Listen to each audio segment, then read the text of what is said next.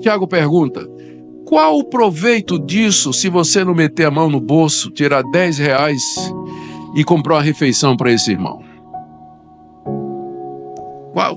Qual o valor de você dizer, vá em paz, Deus te abençoe, se você não levar ele para casa, abrir seu guarda-roupa e dizer, escolha aqui uma roupa para o irmão não tem roupa e eu tenho várias aqui, tenho muitas camisas aqui, pode escolher uma calça, fica à vontade. Qual o proveito desse tipo de declaração que parece piedosa, mas não é seguida da ação correspondente? Queria convidá-lo a abrir a Escritura, Tiago capítulo 2.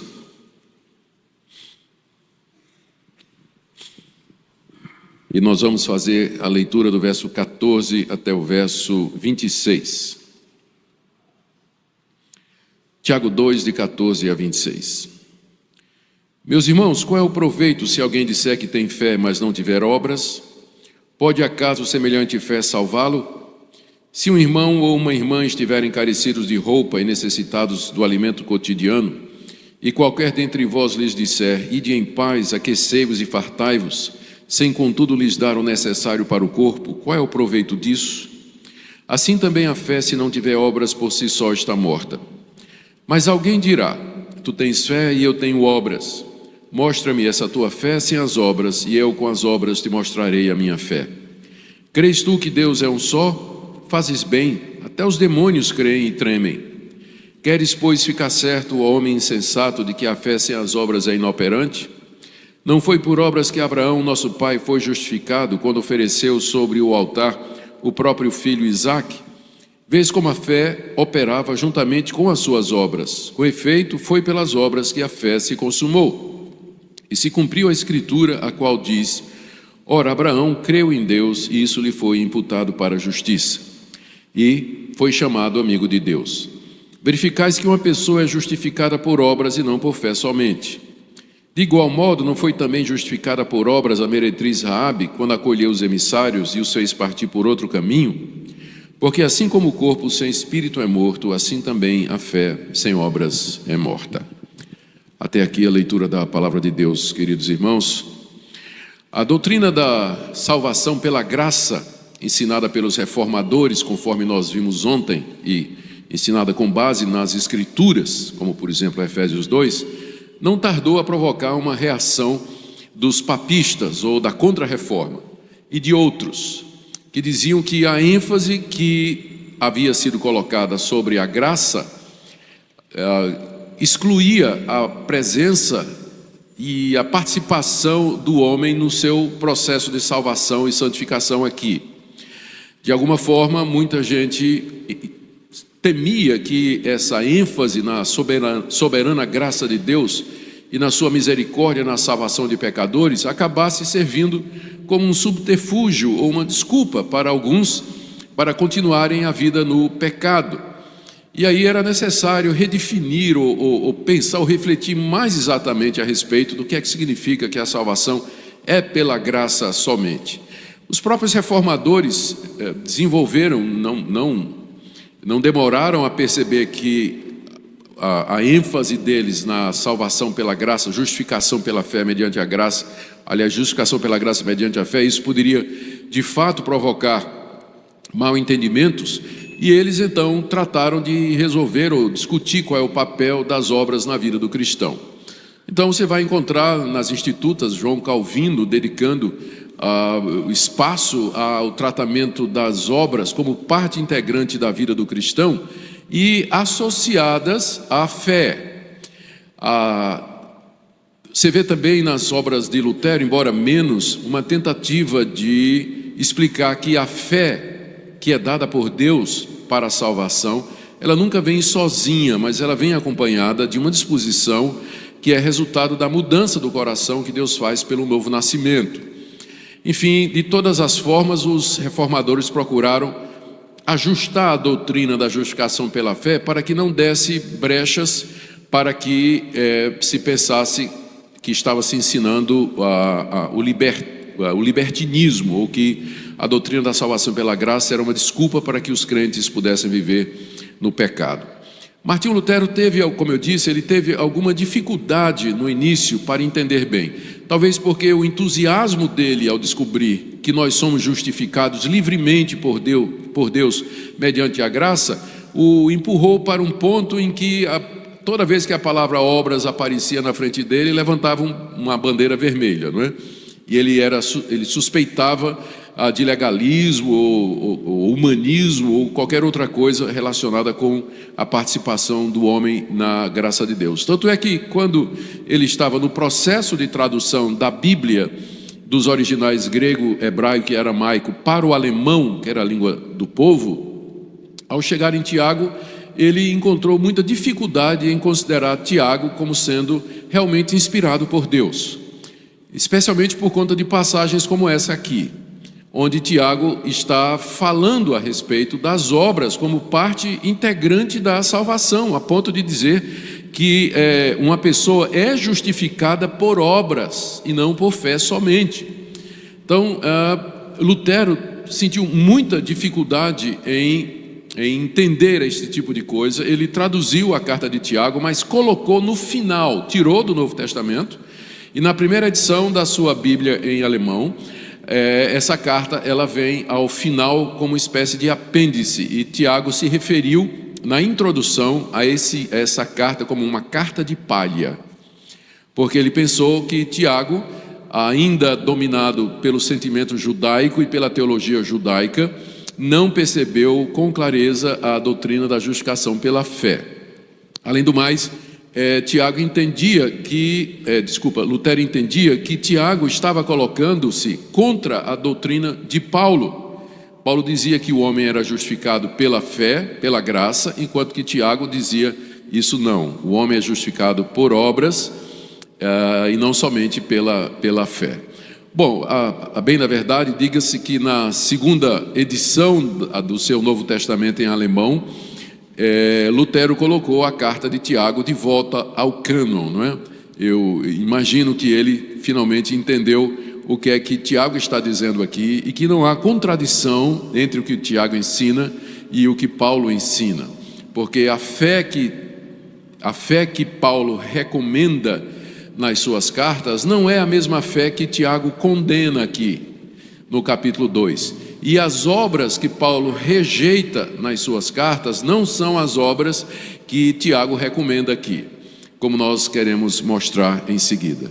Então é importante para nós reformados entendermos que a doutrina da justificação pela graça, mediante a fé em Cristo Jesus, ela não exclui a prática de boas obras, entendidas biblicamente, e que as boas obras fazem parte essencial da vida do cristão e da vida da igreja. Talvez porque religiões como o Espiritismo e o próprio catolicismo se apropriaram do termo boas obras, não é, dizendo que eles levam à salvação. Os evangélicos, particularmente os reformados, vão por outro lado, não é? E com medo de parecer espíritas e católicos, eles nem pregam a respeito da necessidade das boas obras e que elas fazem parte da vida cristã. A minha expectativa nessa manhã é que, ao fazer a exposição do que Tiago está dizendo aqui, conforme nós entendemos, nós todos possamos ter mais clareza a respeito desse assunto e nos dedicar àquilo que Tiago está dizendo aqui, não é? Viver e demonstrar a nossa salvação através das obras. Tiago escreveu essa passagem no contexto de uma igreja, ou de igrejas que aparentemente haviam entendido de fato errado a doutrina da justificação pela graça, que foi ensinada pelo apóstolo Paulo. As igrejas às quais essa carta é destinada, aparentemente tinham dois problemas graves que Tiago procura corrigir. O Tiago aqui, como vocês sabem, é o Tiago, irmão de Jesus, que era líder da igreja de Jerusalém. Não é o Tiago apóstolo, porque ele foi morto muito cedo. Está lá o relato no livro de Atos, e não teria dado ocasião para que, naquela ocasião ainda o cristianismo não tinha se espalhado pelo Império Romano para as províncias às quais Tiago dedica a sua carta. E os dois problemas dessas comunidades que Tiago procura corrigir são, em primeiro lugar, a superficialidade. Havia uma compreensão errada do Evangelho. Essa superficialidade consistia em pensar que o Evangelho era alguma coisa para ser ouvida e crida e que não tinha muita implicação prática. Daí você vê a ênfase de Tiago o tempo todo dizendo: irmãos, se vocês pensam que vocês, apenas ouvindo o Evangelho, vocês estão salvos, vocês estão enganados. Sede, tornai-vos praticantes da palavra e não somente ouvintes. No capítulo 2 ele condena a igreja porque tinha preconceito para com os pobres, quebrando o mandamento de Deus. No capítulo 3 ele critica aqueles que queriam ser mestres, mas não controlavam a língua. No capítulo 5 ele fala daqueles que tinham riquezas e que oprimiam o pobre. Ou seja, a igreja não tinha entendido direito que a salvação pela graça, ela traz implicações práticas, e Tiago procura corrigir isso. Segunda dificuldade que a igreja estava enfrentando era desenvolver uma atitude certa diante das perseguições e do sofrimento que eles estavam passando. Tiago menciona aqui pessoas que estavam doentes, pessoas que estavam sendo oprimidas pelos seus patrões nos campos, pessoas que estavam sendo processadas nos tribunais. Era uma igreja sofredora, mas aparentemente esses irmãos não estavam sabendo como enfrentar o sofrimento e reagir da forma correta. Tiago, então, ele aqui na carta trata disso. O capítulo 1, por exemplo, ele coloca 6 ou 7 orientações práticas sobre como eles deveriam reagir diante do sofrimento, e o mesmo tema permanece até o final da carta. Lá no final, inclusive, ele fala de Jó e dos profetas como modelo de sofrimento que deveria ser examinado ou seguido pelas igrejas. Então, a carta tem 2 focos: a relação da fé com as obras, e segundo, como viver em meio ao sofrimento. E é claro, o nosso tema nessa manhã é apenas esse, da relação fé e obras, que nós encontramos aqui, entre outras passagens, do verso 14 até o verso 26. Aparentemente, alguns daqueles cristãos não tinham compreendido o conceito de fé salvadora e não estavam vivendo na prática as decorrências e implicações que essa fé haveria de trazer. É o que Tiago procura corrigir. E resumindo então, fechando a parte introdutória, o que Tiago está combatendo é o que nós chamamos de antinomianismo, ou seja, uma atitude de indiferença ou rejeição da lei de Deus na vida do cristão, uma vida sem regras. E o que Paulo combate nas suas cartas é exatamente o oposto. Paulo combate o legalismo, que é o uso da lei como sendo o caminho de salvação e de adquirir o perdão de pecados meritoriamente. Então, vamos lá. O problema, no verso 14, nós temos Tiago definindo o problema, e a partir do verso 15 até o final, ele coloca 4 ou 5 orientações ou observações a respeito da fé que é a verdadeira fé salvadora. Então, no verso 14, nós temos a introdução da questão através de uma pergunta que Tiago faz: meus irmãos, qual é o proveito se alguém disser que tem fé, mas não tiver obras? Pode acaso semelhante fé salvá-lo? E aqui nós estamos diante do problema que Tiago está querendo corrigir. Havia pessoas que pensavam que uma mera declaração de fé em Jesus Cristo era suficiente para salvá-los. As pessoas que pensavam assim, nós temos que dar um desconto para elas, porque é isso que era ensinado: se com o coração creres que Jesus ressuscitou dos mortos e com tua boca confessares, serás salvo. Jesus mesmo disse: todo aquele que me confessar diante dos homens, eu o confessarei diante do meu Pai que está nos céus. Então essas pessoas se sentiam justificadas em dizer que o confessar, o professar a Jesus como Senhor e Salvador era suficiente para a salvação.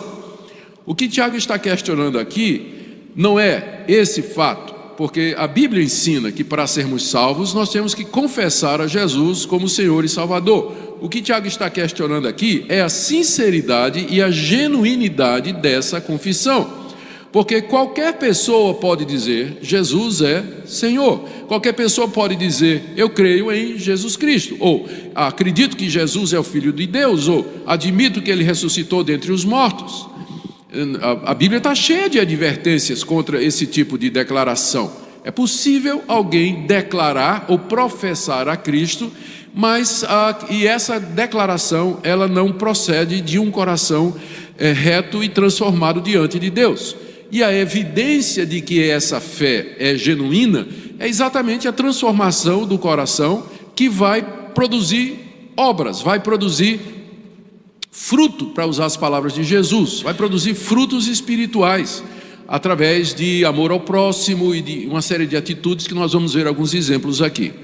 Então, Tiago pergunta, meus irmãos, qual é o proveito de alguém fazer uma profissão de fé, de você dizer que tem fé, mas você não tem obras que acompanham essa declaração, você não tem evidências externas, você não tem provas claras, visíveis e mensuráveis de que sua fé é verdadeira.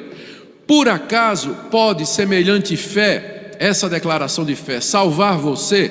E a resposta que Tiago espera é não, né? Não, uma declaração de fé, professar uma profissão de fé que não é acompanhada de obras, é evidentemente uma declaração falsa, né? Porque a fé salvadora em Cristo Jesus, ela provém de um coração regenerado, e se o coração está regenerado, né, se a pessoa nasceu de novo, isso certamente vai mudar a sua vida, a maneira como ela se relaciona com os outros, a maneira como ela se comporta em sociedade, a maneira como ela trata a sua esposa, o seu marido, enfim, todas as relações sociais da pessoa são afetadas pela fé que é verdadeira. Então a resposta que Tiago espera aqui no verso 14, a sua pergunta, é a resposta não. Uma declaração de fé que não é seguida de obras, ela não pode salvar, ela não tem proveito, é o que ele diz no verso 14. Qual é o proveito? Ou seja, ela não aproveita, ela não salva essa declaração de fé, ela não salva, ela não tem utilidade. É isso que Tiago então vai demonstrar nos próximos versículos, de que a fé verdadeira, a profissão de fé que é verdadeira, ela é necessariamente acompanhada de obras, e ele então vai demonstrar isso aqui. O primeiro argumento dele está aí nos versos de 15 a 17, e é tirado de uma situação que era perfeitamente possível de acontecer naqueles dias, hoje também, mas naquela época muito mais. Lembremos que os primeiros cristãos eram provenientes em grande parte das classes mais desprovidas da sociedade. As igrejas eram compostas de pobres, órfãos, viúvas, soldados, diaristas, gente que trabalhava nos campos dos outros, lavradores, pequenos comerciantes. Foi no meio desse povo que o evangelho inicialmente prosperou. E há sinais aqui, é claro, né, na carta de Tiago, de que a pobreza era bem conhecida daqueles irmãos, ou então a vida oprimida ou com muita dificuldade. Então a ilustração que Tiago faz aqui era bastante familiar para com os seus leitores. Ele pergunta, mais uma pergunta no verso 15: se um irmão ou uma irmã estiverem carecidos de roupa e necessitados do alimento cotidiano, então isso era perfeitamente possível de você encontrar na igreja, gente que não tinha o que comer, que estava passando fome e que não tinha também com o que se vestir e que sofria com o frio das noites da Palestina ou daquela região do Antigo Oriente. Então imagine que você encontrou um irmão na sua igreja que está passando por necessidades sérias e graves. Verso 16. E você diz para essa pessoa: ô meu irmão, ide em paz, aquecei-vos e fartai-vos, Deus abençoe, Deus vai cuidar de você. Deixa eu fazer uma oração aqui pelo irmão, né? Para que Deus lhe cubra, para que Deus lhe dê o alimento cotidiano. Tiago pergunta: qual o proveito disso se você não meter a mão no bolso, tirar 10 reais e comprar uma refeição para esse irmão? Qual o valor de você dizer, vá em paz, Deus te abençoe, se você não levar ele para casa, abrir seu guarda-roupa e dizer, escolha aqui uma roupa para o irmão não tem roupa e eu tenho várias aqui, tenho muitas camisas aqui, pode escolher uma calça, fica à vontade. Qual o proveito desse tipo de declaração que parece piedosa, mas não é seguida da ação correspondente que você poderia fazer? Tiago pergunta. Sem contudo lhes dar o necessário para o corpo, qual é o proveito disso? Aí ele conclui no verso 17, assim também a fé, se não tiver obras, por si só está morta. Uma fé morta é uma fé que não pode salvar. Ela é uma mera declaração, ela pode ser um assentimento intelectual a respeito das verdades do Evangelho. Você pode concordar que aquilo que a Bíblia está dizendo é verdade, você pode concordar com a doutrina da igreja, mas se ela não produzir obras, então em si ela é morta, ou seja, ela é ineficaz para a salvação. Você não está salvo, você é um crente, você é um professo apenas, você é um crente nominal, ou se você for usar a linguagem bíblica, hipócrita. A palavra hipócrita, ela vem de uma palavra grega que significa se esconder atrás de alguma coisa, e era a palavra que era dada aos atores daquela época. Se você já viu alguma ilustração de como era o teatro naquela época, tinha aquelas máscaras pré-fabricadas, né, de gente rindo, gente chorando, ou gente com uma cara de pergunta, os emojis da época, né? E que aí o pessoal segurava com uma vareta, né? E na hora do diálogo lá, que tinha que parecer triste, ele colocava a máscara, né, da pessoa triste, né, e ele então falava, né? Quando era um momento de alegria, né, colocava a máscara de alegria e falava. Quer dizer, ele era chamado de hipócrita, porque o que aparecia não era realmente o que ele sentia e o que ele vivia. E daí a palavra passou a ter a conotação para todo mundo que aparenta ser uma coisa, mas é outra. É isso que o termo hipócrita significa.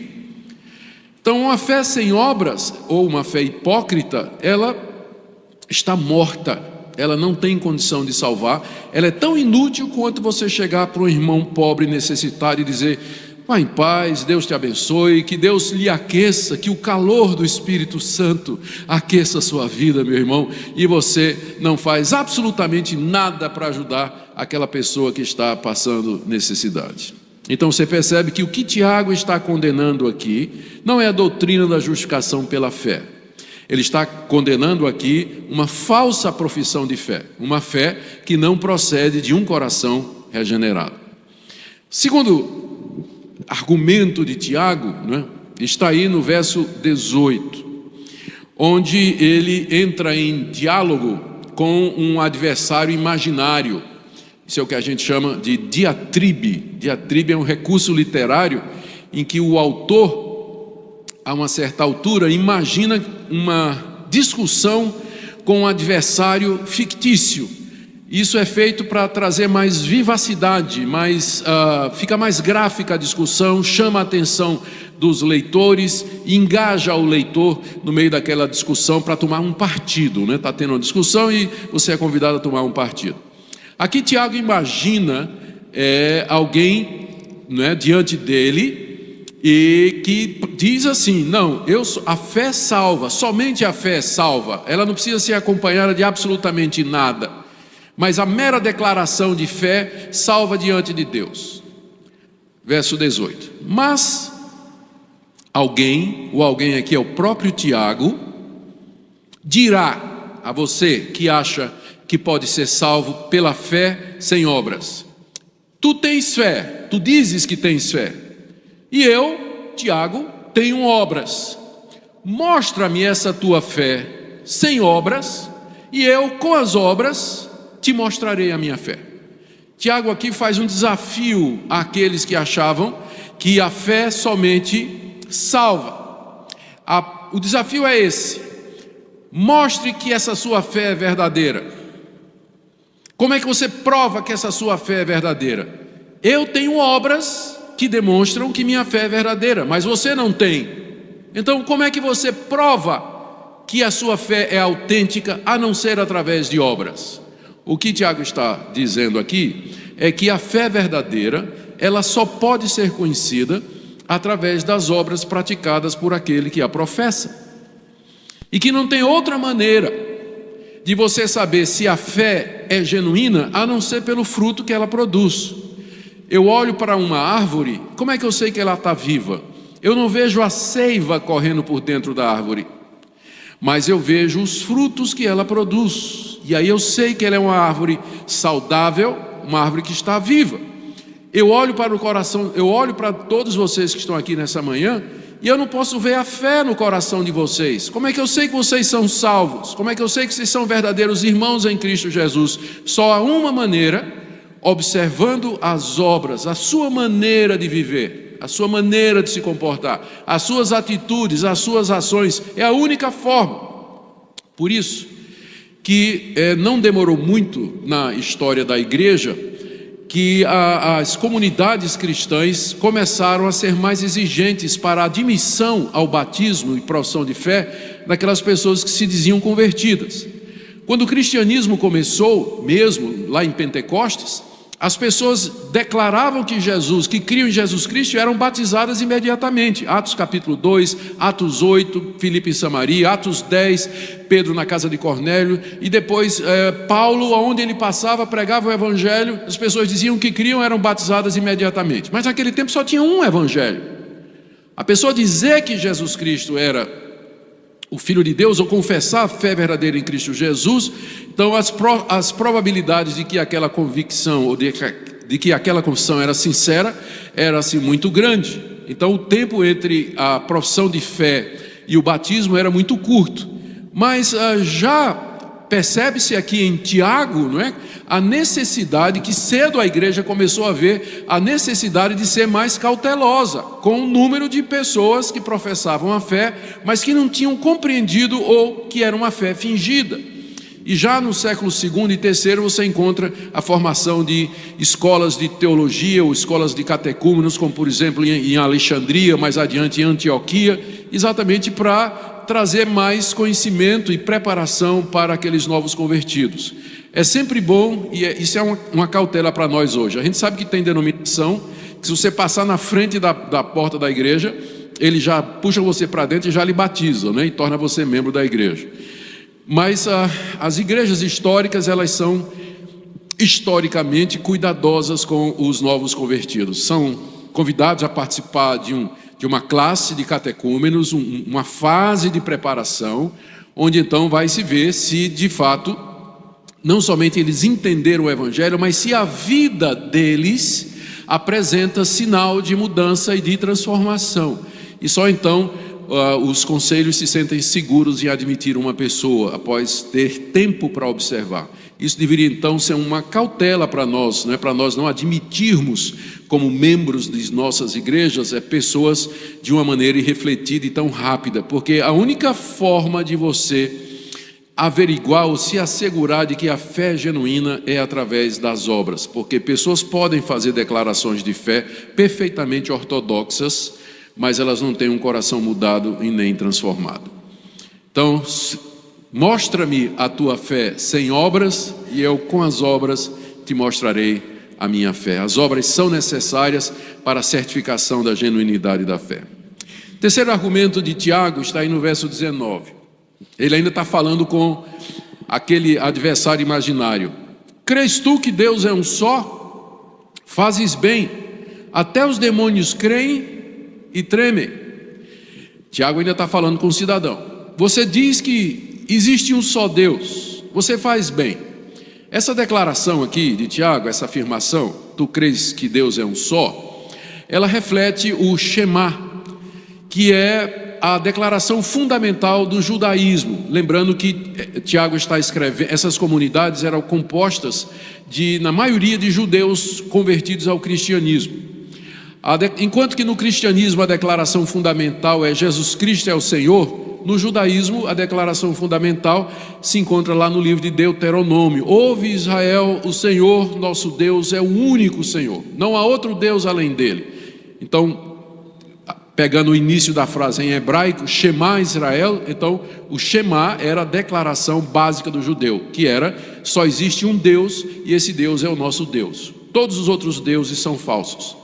Paulo então se dirige a esse convertido, entre aspas, provavelmente um judeu, e diz: você crê que Deus é um só? Você faz bem, porque só tem mesmo um, não é? Mas ele continua: até os demônios creem. Até o diabo sabe que só tem um Deus. O diabo sabe que Jesus Cristo é Senhor. O diabo sabe que Ele é o caminho, a verdade e a vida, e que ninguém vai ao Pai a não ser por Ele. O diabo sabe teologia mais do que você. Ele entende de teologia muito mais do que qualquer um de nós aqui. É um teólogo astuto e arguto, criativo. Ele inventa novas doutrinas que são forjadas lá nos escritórios do inferno para a perdição das almas humanas e confusão da igreja. Então, crer e declarar as verdades básicas e fundamentais e ortodoxas do cristianismo, isso aí até o diabo faz. Quando Cristo apareceu aqui nesse mundo e começou o seu ministério, os demônios, quando se encontravam com Jesus, eles diziam: tu és o Filho de Deus. Que temos nós contigo, filho de Davi? Não nos mandes para o inferno. Agora, o demônio tem uma vantagem sobre o hipócrita. Uma pessoa pode... O hipócrita é aquele que faz as declarações de fé, confessa a fé verdadeira e genuína, mas não tem obras. O diabo treme. O diabo treme. Por que é que ele treme? Porque ele sabe que esse único Deus que existe, porque ele sabe que esse único Senhor que salva, Jesus Cristo, tem já determinado o dia em que julgarão não somente os homens, mas os anjos, e que eles serão lançados no lago de fogo e enxofre para todo sempre. Por isso que quando eles viram Cristo, eles disseram: não nos mandes para o abismo. Eles pensavam que já tinha chegado a hora do juízo final, porque o Messias já estava ali. E Jesus disse: não, não é agora não, por enquanto vocês vão só para os porcos mesmos. E eles saíram lá para aquela manada de porcos. Mas o diabo treme diante do dia do juízo. O que Tiago está condenando aqui é aquelas pessoas que se dizem cristãs, mas não tremem diante de Deus. Elas não temem a Deus. Elas não vivem na perspectiva escatológica do dia do juízo, quando irão prestar contas a Deus dos seus atos. Por isso não há obras, por isso não há atitudes, não há fatos que comprovam a genuinidade da sua fé. E nesse sentido os demônios estão em vantagem. E se houvesse salvação para os demônios, muitos demônios entrariam no céu na frente de cristãos desse tipo. Mas não há salvação para os demônios. Eles estão condenados eternamente e não tem recurso infringente, apelo, habeas corpus, não tem absolutamente nada. A condenação de Deus, de fato, é irrevogável para eles. Revogável para eles. Esse é o terceiro argumento. O quarto, que vai do verso 20 até o verso 25, consiste na citação de dois exemplos do Antigo Testamento, o que era muito apropriado para a audiência judaica de Tiago. O primeiro exemplo é de Abraão, que Tiago usa para demonstrar que Abraão, o pai da fé, na verdade foi justificado por obras. E o segundo exemplo é da meretriz Raabe, que foi salva na destruição de Jericó, sob o comando de Josué. Vamos então para o primeiro exemplo, que é o de Abraão. Verso 20. Ele ainda continua falando com o oponente imaginário, não é? Queres, pois, ficar certo, ó homem insensato? Aqui já está xingando o cara, né? Queres, pois, ficar certo, ó homem insensato, tolo, de que a fé sem as obras é inoperante? Não foi por obras que Abraão, nosso pai, foi justificado quando ofereceu sobre o altar o próprio filho Isaque? Vês como a fé operava juntamente com suas obras. Com efeito, foi pelas obras que a fé se consumou. E se cumpriu a escritura, a qual diz: ora, Abraão creu em Deus e isso lhe foi imputado para a justiça e foi chamado amigo de Deus. Verificais que uma pessoa é justificada por obras e não por fé somente. O que Tiago está fazendo aqui é tomando um exemplo da vida de Abraão, baseado na sequência histórica dos fatos relacionados com a ação de Deus na vida de Abraão. Gênesis 12, Deus aparece a Abraão em Ur dos Caldeus, lhe faz promessas de que ele haveria de ser pai de uma grande nação, teria uma descendência, herdaria uma terra e um povo, e nele seriam benditas todas as nações da terra. Abraão obedece a Deus e sai da sua terra e da sua parentela, e com sua pequena família ele peregrina pela Mesopotâmia até chegar na terra prometida. E lá chegando, peregrinou durante muitos anos, sem ter um lugar fixo, armando sua tenda de lugar em lugar. E o tempo passava e a promessa de Deus não se cumpria. Para que a promessa de Deus se cumprisse, era necessário que Sara, sua mulher, já idosa, estéril, pudesse engravidar. E ele, Abraão, já era avançado em anos, ele era uma pessoa já idosa. E o tempo passava e o milagre não acontecia. Então lá em Gênesis 15, é dito que Deus apareceu a Abraão e renovou a promessa. Disse para Abraão de que ele seria pai de muitas nações, né? E Abraão meio que como duvidando, né? Questionando, não o questionamento da incredulidade, mas a curiosidade da fé. E então Deus o leva e diz assim: olha para as estrelas do céu, assim será a tua descendência. E lá está dito que Abraão creu em Deus, e isso lhe foi imputado para justiça. É a passagem que Tiago cita aqui no verso 23, e que é Gênesis 15, verso 6. Abraão creu em Deus, e a sua fé em Deus, de que Deus haveria de lhe dar um descendente no qual seriam abençoadas todas as nações da terra, aquilo foi considerado, foi colocado na conta dele como justiça. Abraão foi justificado pela fé. Paulo inclusive vai usar esse exemplo lá em Romanos capítulo 4, para dizer que Abraão foi justificado pela fé antes de Moisés dar a lei. Portanto, a justificação não é pela lei, mas pela fé. E Tiago reconhece isso, que no capítulo 15 da história de Abraão, ele é justificado, salvo, recebido por Deus pela fé que ele manifestou nas promessas de Deus. Mas o tempo passou e finalmente nasce Isaac. E quando Isaac já tinha alguma idade, Deus aparece a Abraão e diz: agora eu quero que você sacrifique meu filho. É seu filho único, a quem você ama. Parece que Deus escolheu essas palavras de propósito para mostrar a Abraão o alto preço que ele tinha de pagar. E Abraão então toma Isaac, nós conhecemos a história, e sobem e vão embora para o monte Moriá, onde será feito o sacrifício de Isaac. No pé do monte, Isaac se volta para o servo que foi com eles e diz: você fica aqui esperando, nós iremos adorar a Deus e voltaremos, plural. O escritor de Hebreus diz que Abraão cria que Deus era poderoso para ressuscitá-lo de entre os mortos, por isso ele disse: voltaremos. E foram subindo, Isaac levando a lenha nas costas. A certa altura, Isaac olha para o pai, olha ao redor e diz: pai, estou vendo a lenha, estou vendo o fogo e estou vendo o cutelo, mas onde está o cordeiro? E todo mundo conhece a resposta de Abraão: Deus proverá. Deus proverá. Chegaram no alto do monte, Abraão arma o altar de pedras, põe a lenha, amarra o seu filho e o deita sobre o altar e levanta a faca para executar o sacrifício, quando do céu brada o anjo do Senhor: não faça nenhum mal à criança, porque agora eu sei que tu me temes, agora eu sei que tu me amas. Tiago está explorando exatamente isso. Ele diz que a fé de Abraão foi justificada, comprovada pelas suas obras, quando ele ofereceu no altar o seu filho Isaac. Ou seja, a fé era genuína. Por quê? Porque ela levou à obediência, à renúncia do que ele tinha de mais querido para obedecer a Deus. Essa é a fé que salva.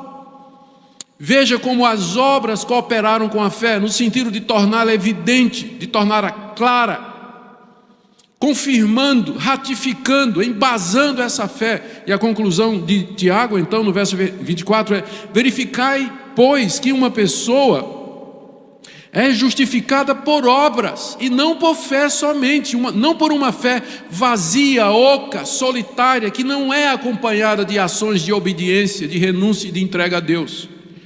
Vocês percebem aqui a essa altura que Tiago já mudou o sentido de obras. No primeiro exemplo que ele deu, do pobre e nu, obras, né, parece ser você ajudar o necessitado. Mas agora, quando ele cita o caso de Abraão, obras é obediência a Deus, é você fazer o que Deus manda, é você renunciar a tudo que você tem por amor a Deus.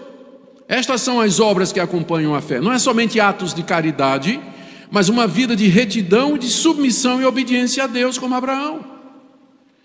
O segundo exemplo que ele cita está no verso 25. Todos nós conhecemos a história da meretriz Raabe. De igual modo, não foi também justificada por obras a meretriz Raabe, quando acolheu os emissários e os fez partir por outro caminho? Aqui ele está citando a história que nós encontramos no livro de Josué, capítulo 2, de 1 a 21. Quando os espias mandados por Josué penetram na cidade fortemente murada, com o objetivo de descobrir e trazer inteligência militar que facilitasse o ataque à cidade. E eles foram procurar informações no lugar onde elas estavam, não é? Que era a zona de prostituição de Jericó, onde ia todo mundo. E eles então chegam lá no prostíbulo. Provavelmente Raabe era cafetina, não é? Era uma mulher de propriedades, porque quando tudo acaba, a aliança que eles fazem com Raabe é que ela deixe um fio de escarlata, um fio vermelho pendendo da janela do lado de fora do muro, que mostra que ela morava em cima do muro, ou seja, era no último andar, não é? No último andar. E morar em cima do muro em Jericó era para quem tinha grana, e portanto a gente imagina que Raabe era uma mulher de recursos financeiros, tanto é que ela sustentava o pai, toda a família. A história se desenrola depois no livro de Josué. E lá estavam os espias no prostíbulo na balada da Raabe, não é? E conversando com um, com o outro, procurando saber, com os soldados que estavam por ali, alguma coisa sobre a cidade. Então, de alguma forma, Raabe os descobre, e então eles falam com Raabe e eles confessam: nós somos enviados de Israel, que servimos ao único Deus verdadeiro, e nós viemos aqui espiar a cidade, porque Deus vai nos dar essa cidade nas nossas mãos. E Raabe disse: eu sei quem é esse Deus, e já ouvi falar desse Deus.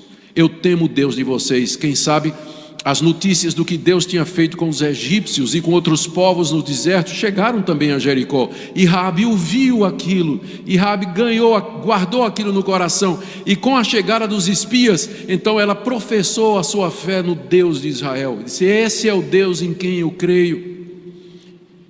Mesmo sem conhecer, não é? Mesmo sem ter tantas informações sobre ele. Mas Raabe é como muitos outros do Antigo Testamento, aqui e ali, fora da nação de Israel, que tinham conhecimento de Deus. Eram poucos, mas havia. E ela então provou que a sua fé era verdadeira quando o grito, né, veio: a polícia está chegando, né? Descobriram que os espias estavam lá. A polícia está chegando. Aí Raabe: vem, eu vou esconder vocês.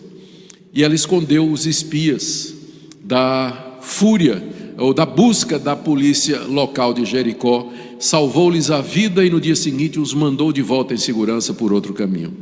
O que Tiago está dizendo aqui é que Raabe foi justificada por obras. O fato de que ela arriscou sua vida escondendo os espias mostrava que a sua fé em Deus era verdadeira. Era verdadeira. Ou seja, a fé sem obras, ela é morta. Mas a fé verdadeira, ela é acompanhada de atos de obediência e de compromisso com Deus. Alguém pode perguntar: por que dois exemplos tão contrastantes, né? O primeiro exemplo é de Abraão, pai da fé, com quem Deus fez uma aliança, pai da nação israelita, considerado amigo de Deus. E o segundo exemplo de uma mulher cananita, prostituta, pagã, que vivia lá numa cidade que foi destruída pela ira de Deus, só escapou ela e sua família. Por que dois exemplos tão contrários? Eu acho que Tiago escolheu de propósito para dizer que não há exceção a essa regra, quer seja Abraão, quer seja Raabe. Quer seja você, quer seja outro, não há exceção. A fé sem obras é morta. O verdadeiro caminho de salvação é mediante uma fé que produz atos de obediência. A conclusão de Tiago está no verso 26. Ele repete o que ele diz: assim como o corpo sem espírito é morto, assim também a fé sem obras é morta. Fica evidente então que a fé que Tiago condena não é a fé que Paulo recomenda, quando ele diz, pela graça sois salvos mediante a fé. A fé que Paulo vai dizer mais adiante, como nós vimos ontem em Efésios 2, que produz boas obras, embora o próprio Deus é quem as preparou para nós. As duas coisas andam juntas, são dois lados da mesma moeda.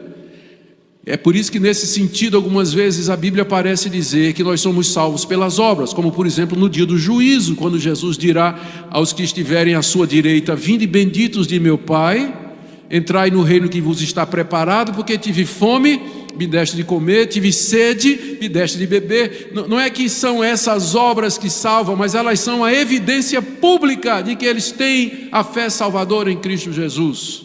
As duas coisas andam juntas, fé e obras, e aquilo que Deus uniu, que o homem não separe.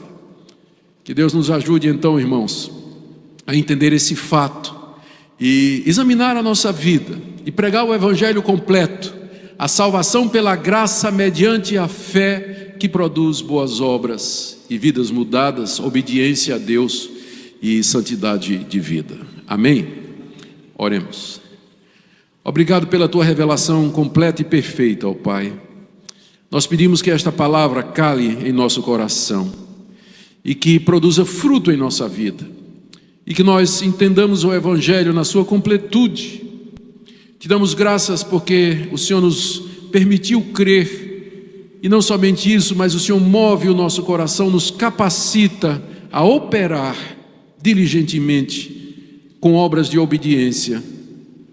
Pedimos que Tu abençoes o Teu povo aqui reunido, em nome de Jesus. Amém. Baixe nossos conteúdos gratuitamente. Acesse o canal pelo link na descrição.